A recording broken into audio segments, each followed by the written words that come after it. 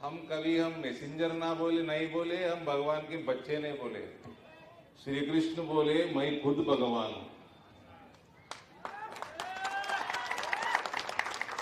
और जो भी है उसके बाद आए सो है, वो जरा अपने दिमाग में घुसा लो। दूसरी बात, हिंदुआ पूरे अगर एक हो गए तो वो टूटा फूटा तोप बोलता, अगर मुसलमान पूरे मजलिस को वोट डाल दिए तो निजामाबाद का मेयर मजलिस का बनेगा। तुम लोग कंटेस्ट कर रहे हो 21 वार्ड, मेयर को चाहिए 30 से ज्यादा। ख्वाबों में बन रहा है क्या तू मेयर? ख्वाबों में बन रहा है क्या तू मेयर? अगर हर हिंदू भारतीय जनता पार्टी को वोट दिया तो निजामाबाद नहीं रहेगा, 13 तारीख शाम तक इंदौर बन के रहेगा। और सुन ले,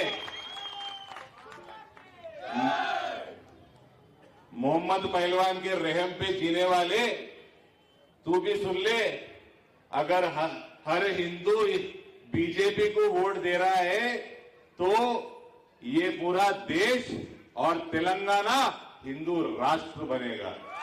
और वो मसला शुरू इंदौर से होगा 13 तारीख।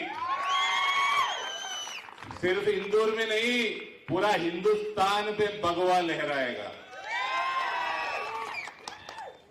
और कुछ तो भी शर्म रहना एक गिड्डे को, रेवंत को। वो क्या बोल रहा है उधर?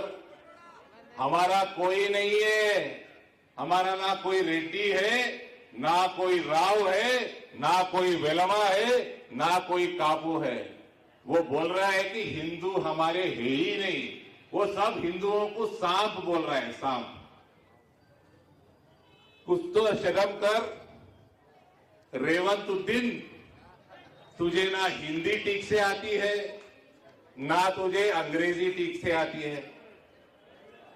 रेवंतुद्दीन नहीं है तू। ये कल आया जो टूटा फूटा तोप आया ना, तुझे क्या बोला बताए? तुझे उसके घर का लौंडिया बोल के गया है, समझा? तू रेवंतुद्दीन नहीं है, तू रेवंत रजिया बेगम है अकबर की। कुछ तो शर्म कर। रेड्डियों में पैदा हुआ, रेड्डियों में पैदा होकर व्यक्तित्व को बेच दिया तू। వ్యక్తిత్వాన్ని అమ్ముకున్న ముఖ్యమంత్రి ఉన్నాడు మనకి ఇయాల. వ్యక్తిత్వాన్ని అమ్ముకున్న ముఖ్యమంత్రి ఉన్నాడు. హిందువులకి ఒక నల్ల మచ్చ వీడు.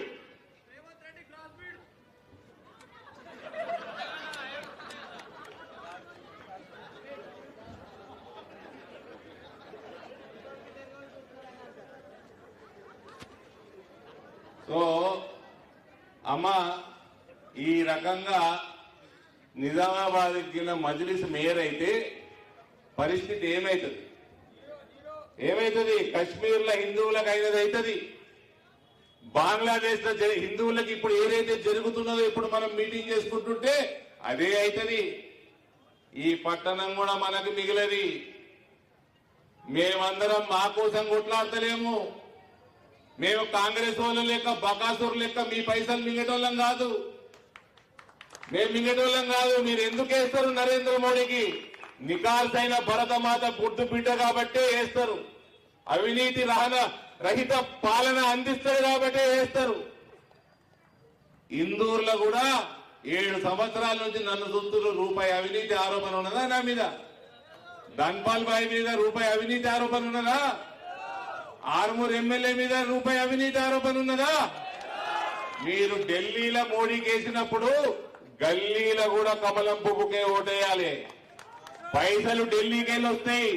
430 కోట్ల రూపాయలు వచ్చినాయి మన అమృత్ పథకం కింద, అండర్ గ్రౌండ్ డ్రైనేజ్ కి 2 పథకాల కింద 430 కోట్లు రాగా రూపాయి మనకు అందుతలేదు.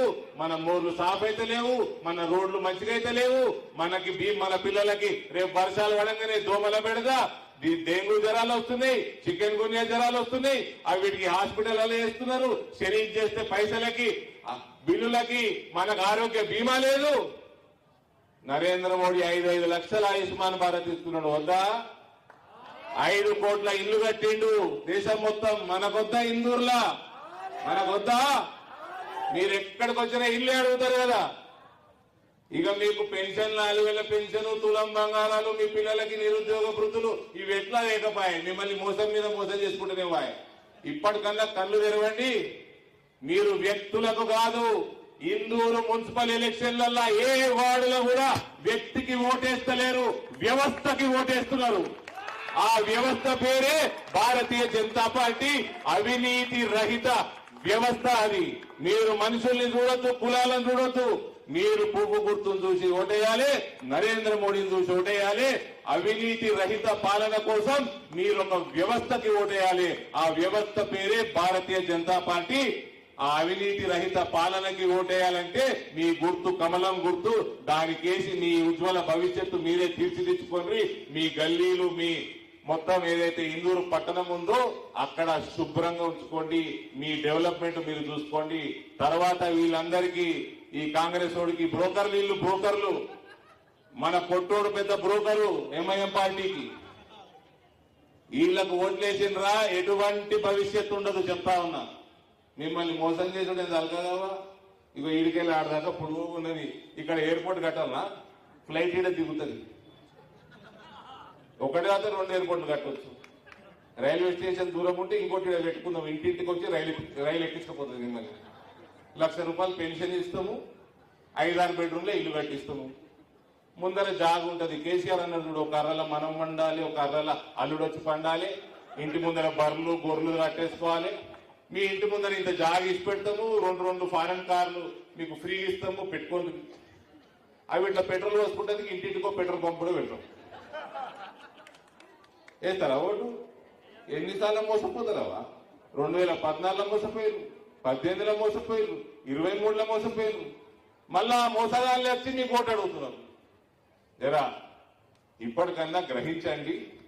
ఎవరు మనకి మంచి పాలన అందిస్తారు, ఎవరు అవినీతికి దూరంగా ఉండి మనకు పాలన అందిస్తారు, వాళ్ళకు ఓటేయండి. నేను ఎక్కువ సమయం తీసుకోను. ఇవాళ రామచంద్రరావు గారు వచ్చిండ్రు. ఆయన మాటల్లో మనము ఏమేం జరుగుతుంది భారతీయ జనతా పార్టీ మేయర్లు గెలిస్తే ఆయన మాటల్లో విందాము. మరోసారి మీ అందరిని ఒకటే రిక్వెస్ట్, చేతులెత్తి భారత్ మాతాకి, భారత్ మాతాకి. ఎవరు కోటేస్తారు? కమలం పువ్వు కోటేస్తారు అందరు దయచేసి చేతులు ఎత్తున్నావా? భారత్ మాతాకి, భారత్ మాతాకి జై శ్రీరామ్. ఇప్పుడు పెద్దలు మన శాసనసభ్యులు లేట్ గా వచ్చారు, వారు మాట్లాడవలసిందిగా విజ్ఞప్తి చేస్తున్నాను.